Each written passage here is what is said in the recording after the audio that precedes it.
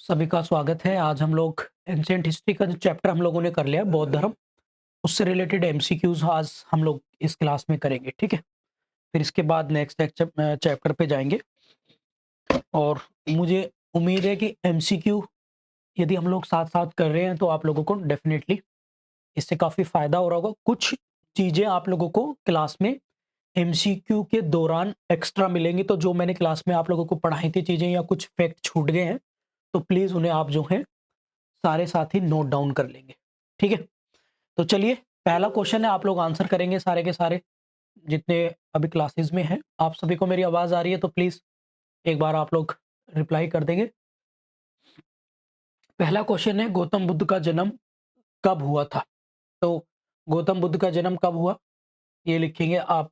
बताइए, 4 ऑप्शन है, 563 बीसी, 558, 561, 544।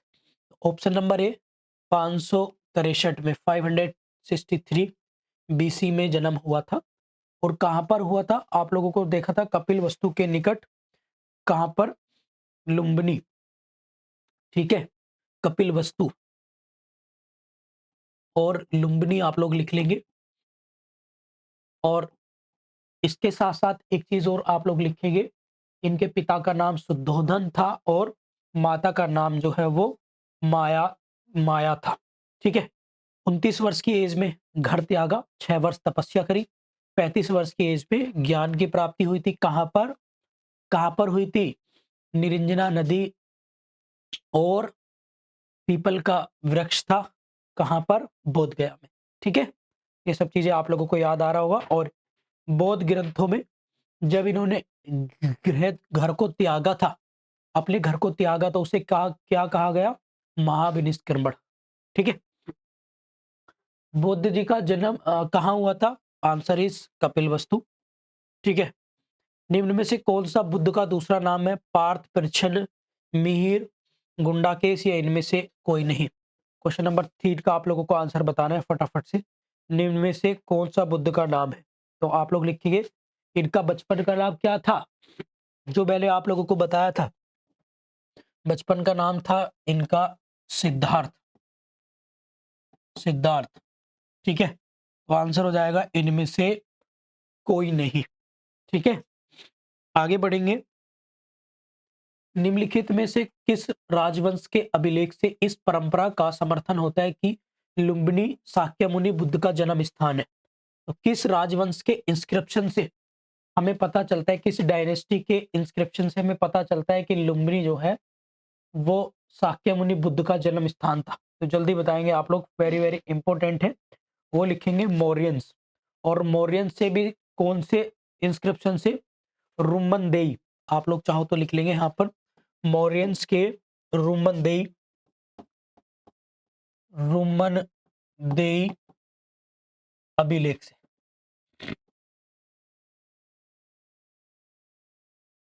ठीक है?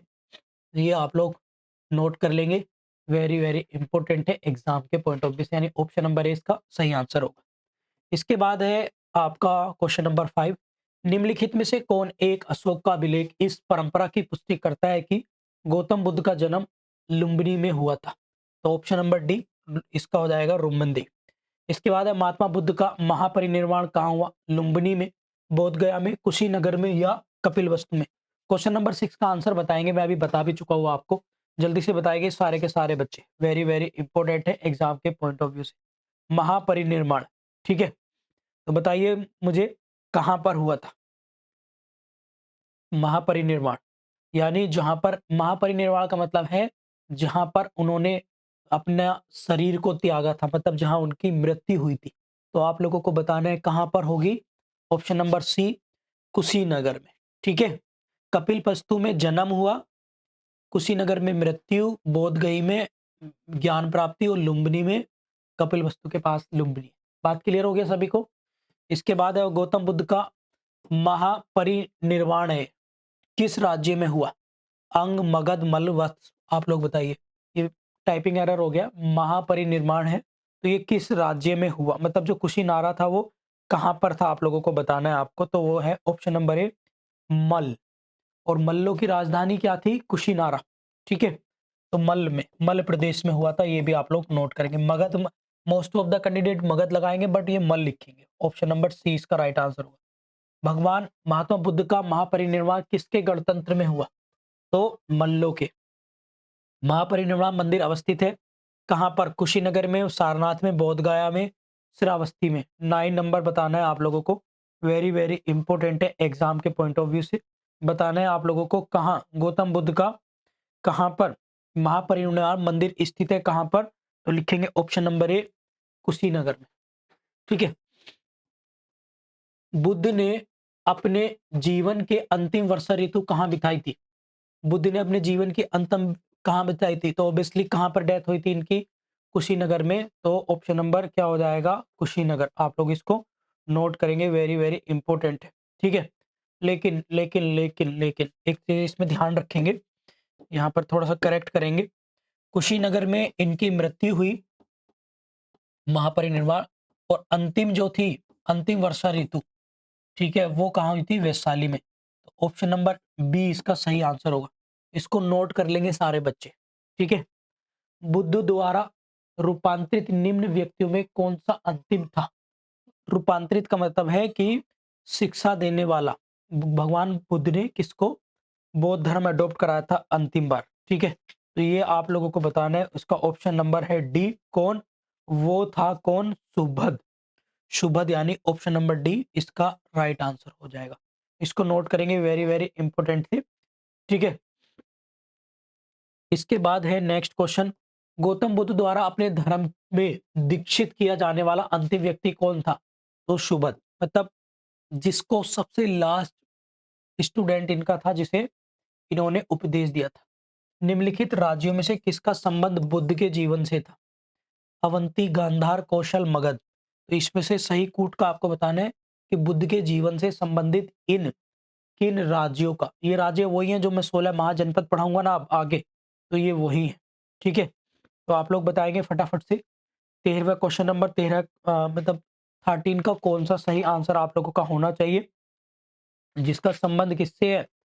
तो इसमें आप लोग लिखेंगे केवल कौशल का था और मगध का था। गांधार ये आप लोगों का अफगानिस्तान वगैरह में पड़ता है, और अवंती अलग पड़ेगा उज्जैन में। कौशल और अवध तीसरा और चौथा जो है वो सही आंसर होगा। इसके बाद है निम्न में से कौन सा एक बौद्ध मत में निर्वाण की अवधारणा की सर्वश्रेष्ठ व्याख्या करता है? ठीक है। मतलब ये एक श्लोक है, तो ये बौद्ध धर्म के निर्माण की सर्वश्रेष्ठ व्याख्या करता है। क्वेश्चन नंबर 14 आप लोगों को बताना है, वेरी वेरी इंपॉर्टेंट है। और इसमें हो जाएगा क्या? त्रिशला रूपी अग्नि का समन। ऑप्शन नंबर ए इसका राइट आंसर है। अलार कलाम कौन थे? बुद्ध के शिष्य थे, एक प्रतिष्ठित बौद्ध भिक्षु थे, बुद्धकालीन एक शासक थे, बुद्ध के एक गुरु थे। तो मैंने बताया था बुद्ध के एक क्या होंगे? गुरु थे भाई। इसके बाद है महात्मा बुद्ध ने अपना पहला धर्म चक्र परिवर्तन किस स्थान पर दिया? यानी पहला उपदेश कहाँ दिया था? लुम्बिनी में, सारनाथ में, पाटलिपुत्र में, वैशाली में। चलिए जल्दी बताइए, मैं आगे बढ़ूंगा नहीं। सारे बच्चे टाइप करिए, क्वेश्चन नंबर 16 का आंसर बताइए सारे, पहले सारे लोग जल्दी से।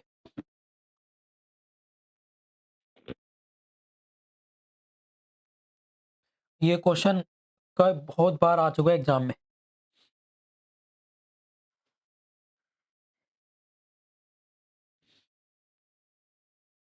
कहां पर होगा? ऑप्शन नंबर बी, सारनाथ में। सारनाथ वाराणसी के पास है। और इन्होंने सबसे पहले क्या करा था? सबसे पहले 5 ब्राह्मणों को उपदेश दिया था, और यही क्या कहलाया? धर्म चक्र परिवर्तन। ठीक है।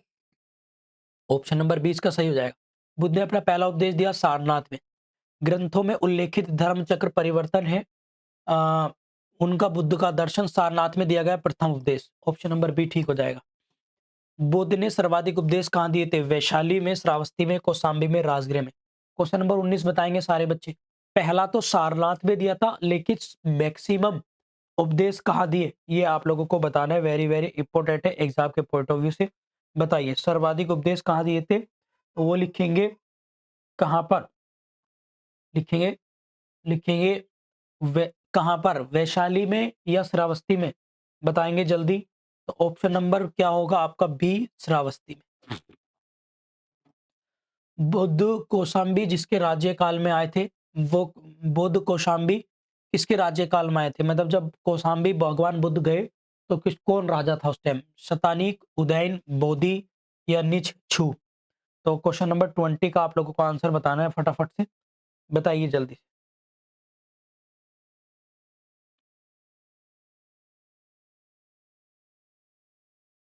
बताएंगे जल्दी से सारे बच्चे।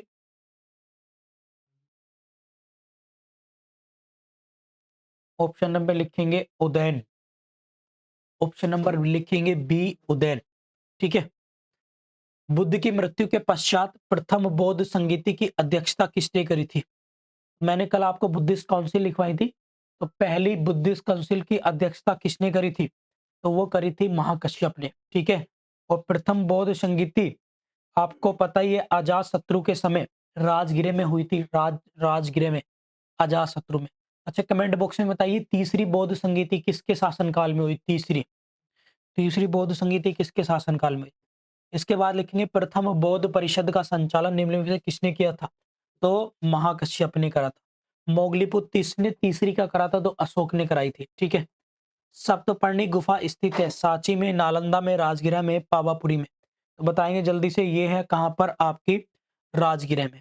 ठीक है।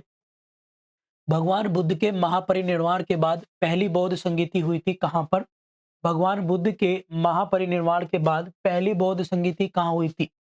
तो आप लोग बताएंगे। क्वेश्चन नंबर 24 का आंसर करेंगे सारे के सारे बच्चे। भगवान बुद्ध के बाद महापरिनिर्वाण की पहली बौद्ध संगीता कहाँ हुई थी? ठीक है। तो ये कहाँ हुई की पहली बौद्ध संगीति? राजगीर में। ठीक है।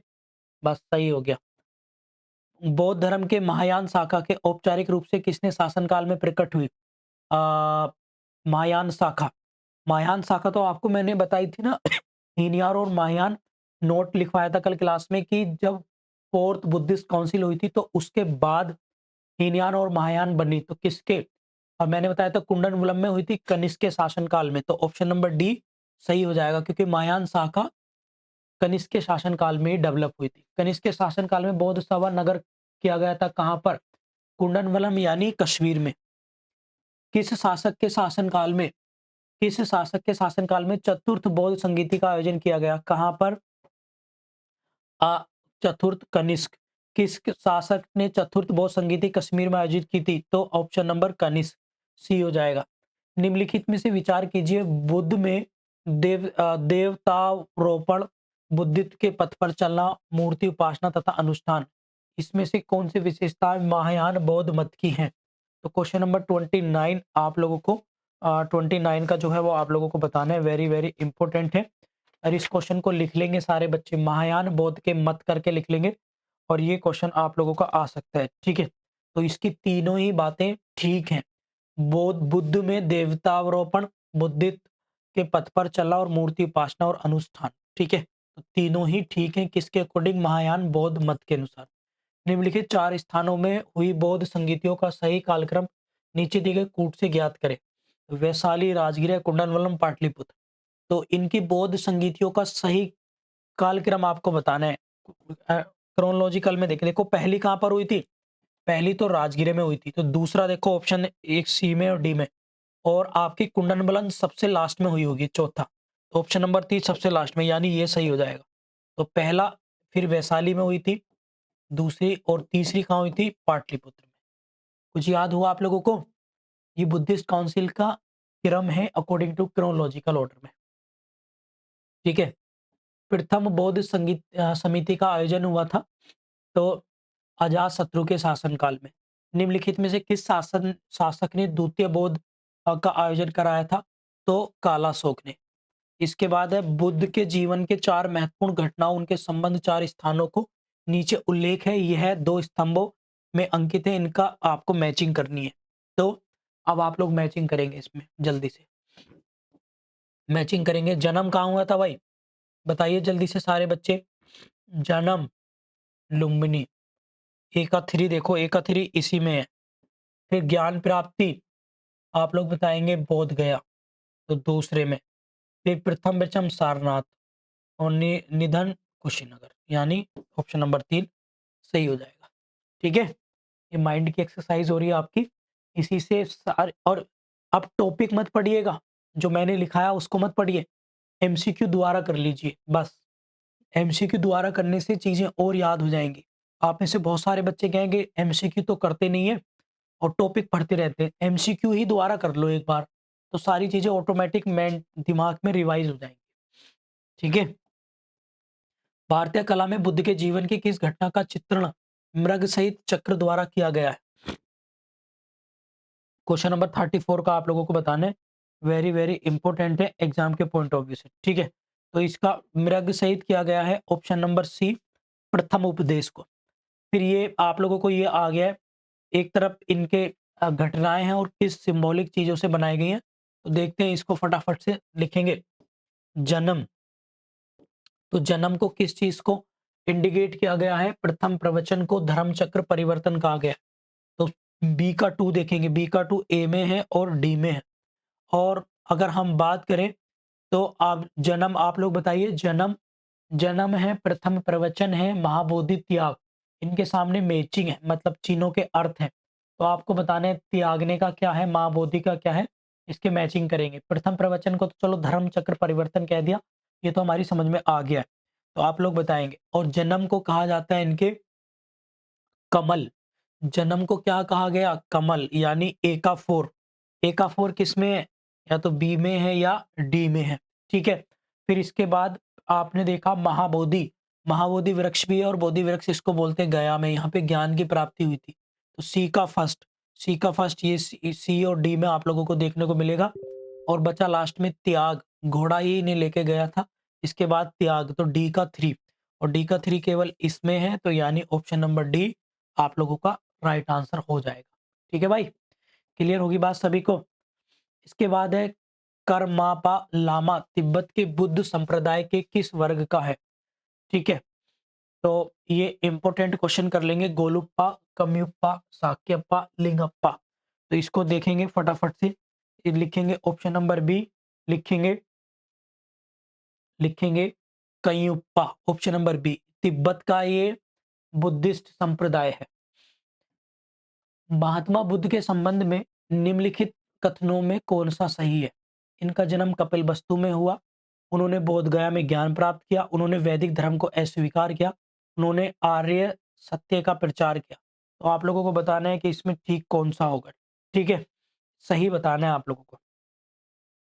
देखो, इनका जन्म कल कपिलवस्तु में होगा, बिल्कुल सही बात है। इन्होंने बौद्ध धर्म, बोध गया में अध्ययन ज्ञान प्राप्त किया, सही बात। इन्होंने वैदिक धर्म का अस्वीकार किया, हाँ बिल्कुल, तभी तो इनका जन्म हुआ था। वैदिक धर्म में जो छुआछूत और क्या चल रही थी, जादू टोने, उसको अस्वीकार करा। इन्होंने आर्य को सत्य का प्रचार किया, आर्यंस के साथ, बिल्कुल सही बात है। यानी चारों ही ये ठीक हो जाएंगे आप लोगों के। ठीक है भाई, इसके बाद है बोध गया में बोधि वृक्ष अपने वंश की इस पीढ़ी का है। जो बोध गया में बोधि वृक्ष है, वो अपने वंश की किस पीढ़ी का है? अभी कौन सी पीढ़ी का वृक्ष है? जो ओरिजिनल पेड़ है वो नहीं है, अभी कौन सा वृक्ष है वो जो बोध गया में है भी है? तो बताएंगे फटाफट से। वेरी वेरी इंपॉर्टेंट है ये क्वेश्चन। तो बताएंगे, ये है आप लोगों का पांचवी का। ठीक है, क्लियर है? पांचवी, पांचवी का है, ऑप्शन नंबर सी इसको लिख लेंगे।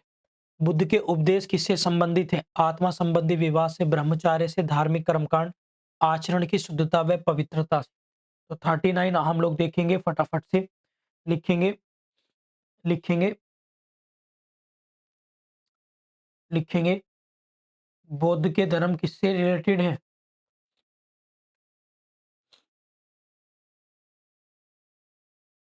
बताइए इसको।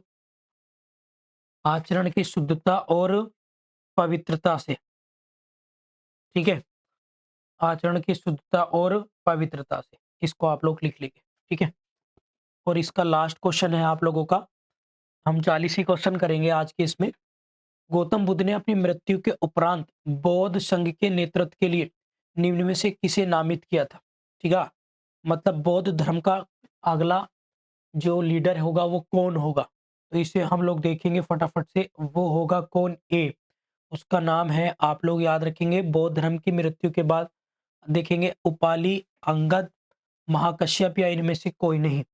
तो बताएँगे जल्दी से इनमें से कोई नहीं, ठीक है? क्लियर है? और लिखेंगे नेत्रत के लिए किसे करा था? इनमें से कोई नहीं, ठीक है? क्लियर है? ये लिख लेंगे आप लोग, यानी किसी को उन्होंने नामित नहीं किया था। तो ऑप्शन नंबर डी इसका सही हो जाएगा।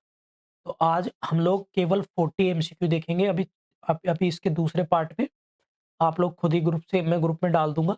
उन एमसीक्यू को आप खुद कर लेना, ठीक है?